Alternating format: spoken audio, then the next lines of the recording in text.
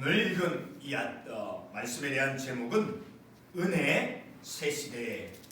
우리가 오늘 주일 이제 성탄절 주일을 맞이하기까지 4주 전 그 주일을 우리가 대강절 절기로 예배를 드립니다. 이 대강절 절기 동안에는 아기 예수님의 탄생을 기다리며 믿음으로 영적으로 준비하는 그러한 기간으로 우리가 보냅니다. 오늘 우리가 이 말씀을 통해서 하나님께서 특별히 오늘 이 본문은 바벨론 포로 가운데 있는 이스라엘 백성들을 위로하시는 그러한 하나님의 말씀입니다. 자, 그런데 오늘 이 본문에서 하나님께서 근데 그 하나님은 어떠한 하나님이시냐 하면 오늘 7절의 말씀을 보게 되면 궁율로 너를 모을 것이며 궁율, 그리고 8절 말씀에서 영원한 자비로 너를 궁율이 여기리라. 자, 그리고 10절 마지막 하반부의 말씀에 보면 너를 궁율이 여기시는 여호와께서, 하나님은 궁율을 베풀어 주시는, 궁율이 여겨주시는 우리 모두를 죄 가운데, 슬픔 가운데, 또 실패하고 또 무력함 가운데 있는 그런 좌절 속에 있는 그러한 인생들을 향해서 하나님 아버지께서 보여주시는 그 마음은 긍휼히 여겨주시는 그러한 마음을 가지신 하나님이시다라는 거예요. 자, 그런 긍휼히 여기시는 하나님께서 오늘 본문의 말씀에 나오는 그 이스라엘 백성들에게 하나님께서 어떠한 말씀을 하고 계시냐라는 거예요. 오늘 읽은 10절 말씀, 마지막 절 말씀에 분명히 나와서 알 수 있죠. 나의 자비는 내게서 떠나지 아니하며, 그리고 나의 화평의 언약은 흔들리지 아니하리라. 그리고 자, 화평의 언약은 흔들리지 아니하고, 그리고 나의 자비, 하나님 아버지의 자비는 비록 이스라엘 백성들이 바벨론으로 포로로 잡혀가서 억압 가운데 삶을 살아가는 그런 삶의 상황이다 할지라도 하나님께서는 그러한 백성들에게서조차도 하나님 아버지의 자비하심이 그들로부터 떠나지 아니하며, 그리고 내가 너희들에게 주는 나의 화평의 언약은 흔들리지, 다시 말해서 변함이 없을 것이다 라는 그러한 하나님의 약속의 말씀을 재차 다짐해 주고 있는 그러한 말씀입니다. 자비의 하나님께서, 긍휼히 여겨주시는 하나님께서 이스라엘 백성들에게 무엇을 말씀해 주었습니까? 어떤 것을 확신하게 해 주었습니까? 다시 반복하지만 10절 말씀에 있는 화평의 언약을 확신케 해 주셨다는 거예요. 그 화평의 언약이 결코 변하거나 흔들리지 않을 것이다 라고 하나님께서 말씀해 주고 있다는 거예요. 그런데 이 화평의 언약이 무엇인가를 우리가 또한 이 말씀을 이해하기 위해서 우리가 이해할 필요가 있어요. 자, 민수기 25장 12절로 13절의 말씀을 가보면 다음과 같은 말씀을 우리가 볼 수 있어요. 민수기 25장 12절과 13절을 보면 그러므로 말하라. 내가 그에게 내 평화의 언약을 주리니. 평화의 언약. 자, 근데 그것이 어떤 언약이냐? 13절 말씀에서 그와 그의 후손에게 영원한 제사장 직분의 언약이라. 영원한 제사장 직분의 언약이 바로 평화의 언약이다라는 거예요. 근데 그 평화의 언약, 곧 영원한 제사장 직분의 언약은 우리가 신약성경 히브리서에서 가면 또 더 자세하게 우리가 이해할 수 있어요. 자, 그러면 이 말씀을 우리가 잠시 기억해 두고 신약성경 히브리서 6장 20절의 말씀을 우리가 한번 찾아가 보겠습니다. 히브리서 6장 20절의 말씀을 가보면 히브리서 6장 20절에 그리로 앞서가신 예수께서 멜기세덱의 반차를 따라 영원히 대제사장이 되어 우리를 위하여 들어가셨느냐. 자, 예수께서 무엇이 되어주신대요? 영원히 대제사장이 되어주신다. 자, 그런데 예수님께서는 어떠한 분이신가? 영원히 대제사장이 되어주신 그 예수님은 바로 같은 히브리서 5장 9절의 말씀을 보면 알 수 있어요. 같은 히브리서 5장 9절에 온전하게 되셨은즉 자기에게 순종하는 모든 자에게 무엇이 되어주신대요? 영원한 구원의 근원이 되어주신다라는 거예요. 자, 영원한 구원의 근원이 되어주시는 그 예수 그리스도께서, 같은 히브리서 5장 5절 말씀에 그리스도께서 대제사장 되신도, 자, 예수님께서 대제사장 되시는데 그 예수님은 어떠한 분이시냐? 영원한 구원의, 우리의 구원의 근원이 되어주시는 그 예수님께서 영원히 대제사장 되어주신다라는 거예요. 자, 다시 오늘 본문의 말씀으로 돌아와서, 자, 그렇게 영원한 제사장 직분의 언약으로서 그 평화의 언약, 자, 이 평화의 언약은 또한 어떤 것인가를 우리가 한 군데 참고 관련 구절을 다른 데 한 군데를 한번 찾아가 보겠습니다. 자, 말라기 2장 5절 말씀을 가보면, 말라기 2장 5절의 말씀을 보면, 구약성경 맨 마지막 책이죠. 말라기 2장 5절 말씀에 보면 이러한 말씀이 있어요. 레위와 세운 나의 언약은 생명과 평강의 언약이라. 내가 이것을 그에게 준 것은 그로 경외하게 하려 함이라. 자, 레위와 세운 나의 언약은, 하나님의 언약은 생명과 평강의 언약이래요. 근데 그 생명과 평강의 언약을 왜 주느냐? 바로 하나님을 경외하도록 하기 위해서. 내가 이것을 그에게 준 것은 그로 경외하게 하려 함이라. 하나님을 경외하도록 하기 위해서 이 생명과 평강의 언약을 주셨다라는 거예요. 자, 그런 생명과 평강의 언약, 또한 이 평강이라는 말은 샬롬이라고 하는 히브리의 말이죠. 그렇죠? 그 샬롬이라고 하는, 평강이라고 하는 그 뜻이 무엇입니까? 하나님의 구원, 또 번영, 그리고 또 온전하게 되어지는, 그리고 하나님의 정의와 공의를, 그런 뜻을 포함하는 포괄적 의미를 가지고 있는 단어가 바로 이 평강, 샬롬인 거예요. 그런 것을 하나님께서 주시겠다라고 하는 그런 평강의 언약, 오늘 본문의 말씀, 자, 화평의 언약을 이스라엘 백성들에게 주신다라는 그런 말씀을 우리가 보면서, 자, 이러한 그 평강의 언약, 그 평강의 언약 가운데서 우리가 히브리서 6장 20절 말씀에서 보았듯이 영원한 구원의 근원이 되어주시는 그 예수 그리스도께서 대제사장이 되어주시는, 자,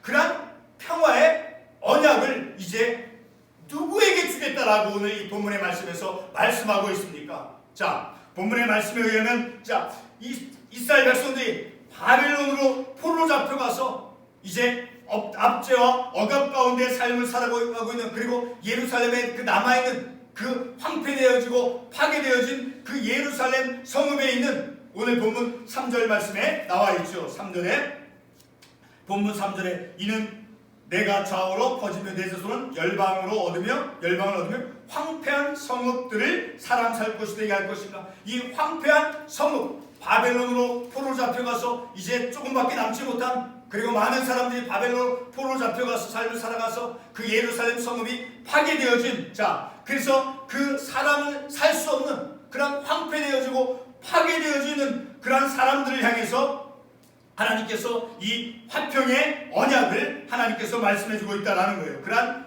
파괴되어진, 좌절 속에 있는, 그런 멸망되어져 있는 그런 성읍 안에 있는, 남아있는, 그리고 바벨론 포로 잡혀있는 그런 사람들에게 위로의 메시지를 주고 있다는 거예요. 자, 근데 오늘 이 본문의 말씀에서 이 파괴되어진 그 예루살렘의 성읍 사람들이 어떠한 역사를 가지고 있는가를 오늘 이 본문의 말씀에서 우리에게 잘 보여주고 있어요.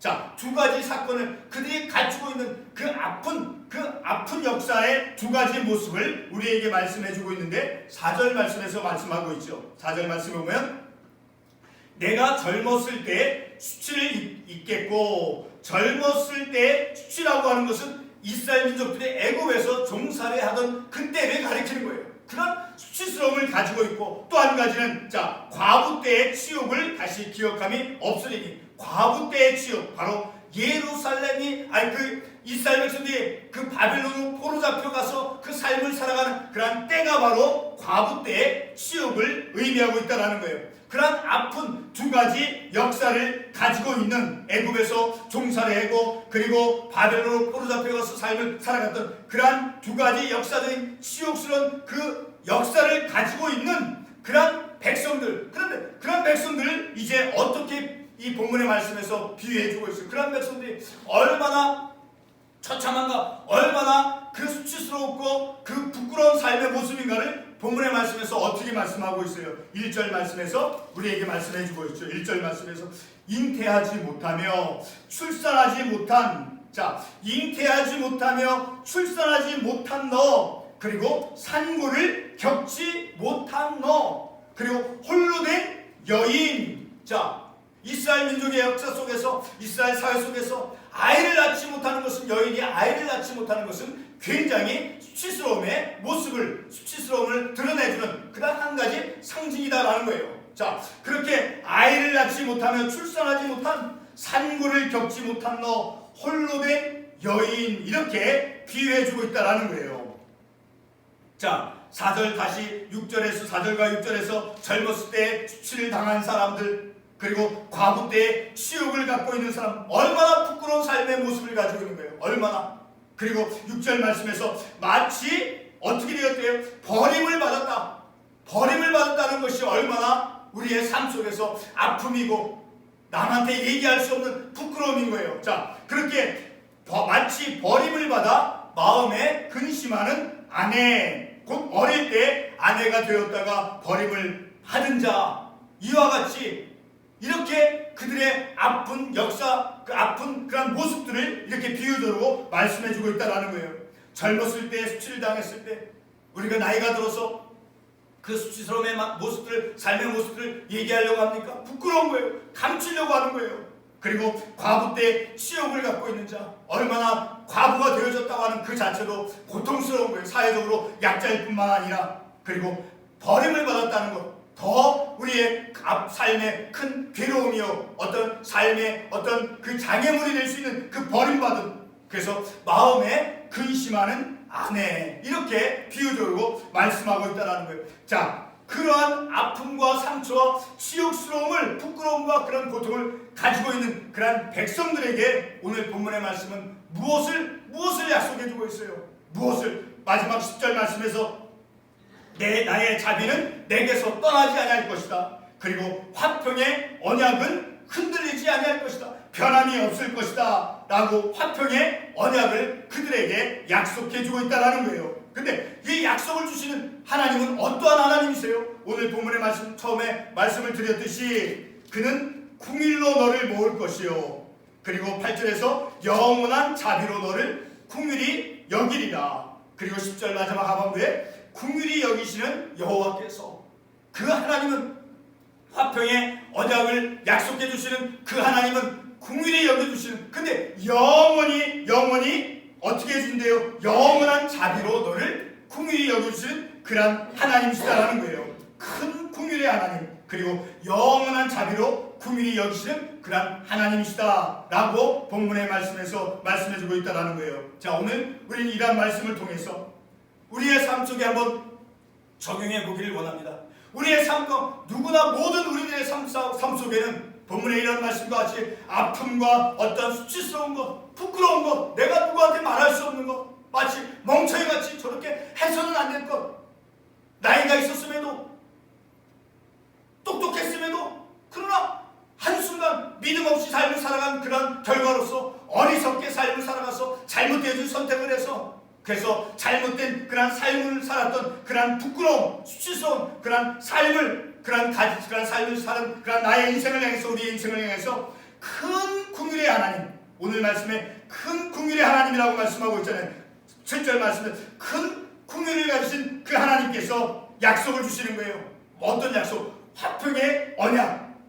말라기 2장 5절 말씀을 우리가 읽었듯이 말라기 2장 5절에서 어떻게 말씀해주고 있어요? 생명과 평강의 언약이다라고 말씀해주고 있죠. 그것은 왜 생명과 평강의 언약을 왜 이스라엘 백성들에게 주시는 거예요? 바로 하나님을 경외하도록 하기 위해서. 자, 그러한 하나님을 경외하도록 하기 위해서 평강과 그 생명과 평강의 언약을 주신다라는 거예요. 그리고 그 큰 궁율의 하나님께서 그런 화평의 언약을 주시는데 그 언약의 내용이 무엇이었어요? 오늘 참고 관련 말씀에서 우리가 보았듯이 구원의 근원이 되신 예수님께서 영원한 대제사장 되시는 그 예수 그리스도, 우리에게 우리의 삶 속에 영원한 대제사장 되신 하나님과 나 사이 속에서 어떤 우리의 죄로 인해서 우리가 하나님과의 관계에서 깨어진 모든 삶의 관계 속에서 중보자 되신 예수 그리스도께서 이 땅에 나를 위해서 이 땅에 오시는 그런 나를 죄 가운데 있는 나를 구원하시기 위해서